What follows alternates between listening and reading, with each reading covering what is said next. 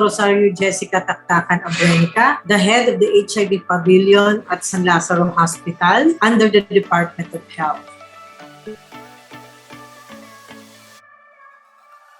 Here at San Lazaro Hospital HIV Department, before we start the patient with antiretroviral therapy, we make sure that we talk to the client so that we will be able to see if they are physically and emotionally ready to start with the treatment. We conduct counseling for treatment adherence, and we encourage them also to bring their treatment partner if in. We see to it that the patient and the treatment partner are comfortable with the setup, and we see to it that they are in an environment that is silent, and we make sure to bring all the necessary materials that we need for the counseling. So with this, we make sure that they know what HIV is all about, and we have a checklist, so to speak, so that we'll be able to be guided while doing the counseling. This is the checklist that I've been talking about, and it consists of 2 sessions. The first session is about HIV 101, description of the ARVs, what are the goals of the antiretroviral treatment, and for the next session, we see to it that they know what adherence is all about, importance of medication that will be taken on time, the drug resistance, treatment failure, monitoring of laboratories, follow-up schedules, and days of ARV refill will be emphasized. So if a patient undergoes this counseling for treatment adherence, then we make sure that ARV treatment consent form will be signed by both so that they know what they are undergoing, and this will be accomplished in English or Filipino, in what language the patient is comfortable with. We also make sure that we give them also the so-called pamphlets.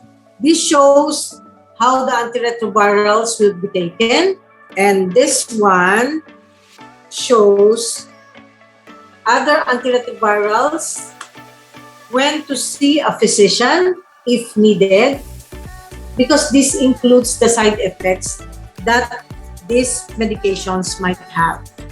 We found this to be effective among our clients because the admission rate for those who are already on the advanced stage of infection is lesser, because if we catch them at an earlier stage, then we can initiate the antiretrovirals also, and we already avoid the occurrence of opportunistic infections.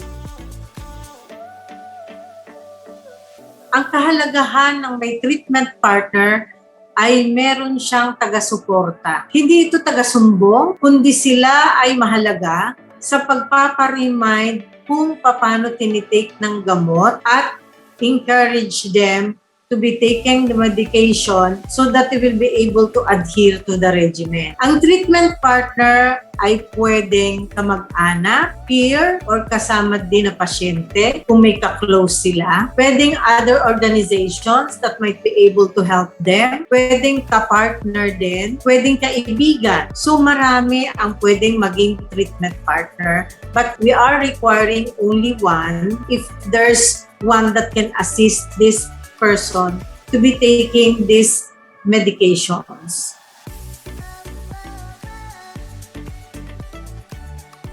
Kanina nabanggit ko na may mga estrategiya kami na ginagawa para sa pag-adhere ng mga pasyente sa treatment. So ngayon, nakita namin na yung mga pasyente na nagkaroon ng ganitong proseso ay mas naintindihan kung paano yung pag-inom ng gamot. They have lesser questions because the process has been explained to them, na kung meron silang mga tanong, pwede nila kaming usisain ulit o kung halimbawa hindi maliwanag, ay pwede namin ulitin. Ito yung nakita namin pamamaraan upang ang pagiging adherent to treatment ay nagbibigay ng kahalagahan na ang virus ay nagiging in check, and in return, the CD4 will go up, the viral load will go down, and there will be lesser opportunistic infections that will be seen.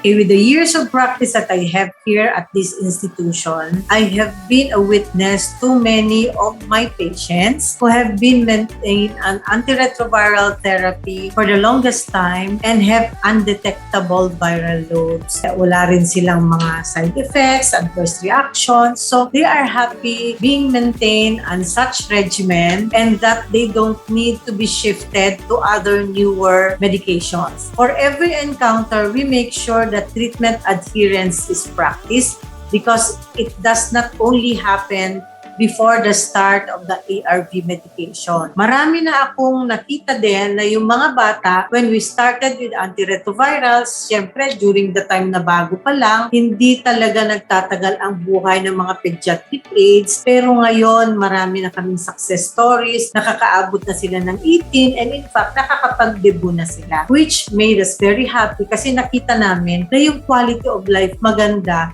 if they adhere to the treatment regimen. And going back to the pediatric patients, we make sure that we talk to the treatment partners din nila. So, ito rin yung isang kagandahan na may treatment partner, lalo na kung ang inaalagaan mo ay isang bata. So, nakikita mo na nagpo-progress sila doon sa kanilang mga ginagawa at nakakapag-aral na sila and they have better quality of life. At mas masaya sila na sila ay lumalaking malusog at masaya. Ang H4 department ay matatagpuan sa San Lazaro Hospital, Chiricada Street, Santa Cruz, Manila, with a telephone number of 732-3776-278, local 215. Meron din po kaming email ad na slh.h4department@gmail.com, and we welcome all inquiries also regarding HIV care, treatment care, and support. Sa HTTP, marami kayong matututunan, sali na kayo.